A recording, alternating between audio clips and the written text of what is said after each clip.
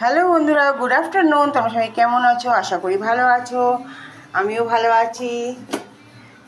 আজকে তো বৃহস্পতিবার, একটু তাড়াহুড়ো আছে, পুজো টুজো আছে। চলো কী কী রান্না করলাম তোমাদের সাথে শেয়ার করি।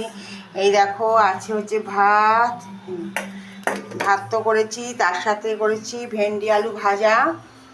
আগের দিনের সয়াবিন ছিল, সেটা একটু গরম করে নিয়েছি ভালো করে। সয়াবিন আলু তরকারি করেছিলাম, সেটা গরম করেছি।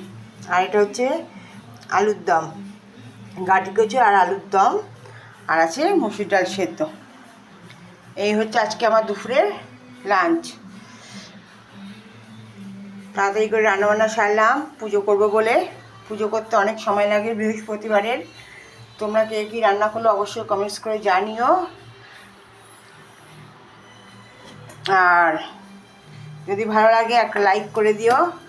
আর কার কার গাটি কচু আলুর দম খেতে ভালো লাগে সেটাও কমেন্টস করে জানিও। সব আজকে করে ফেলেছি তাড়াতাড়ি করে রান্না। বড় মাসে অফিস গেছে।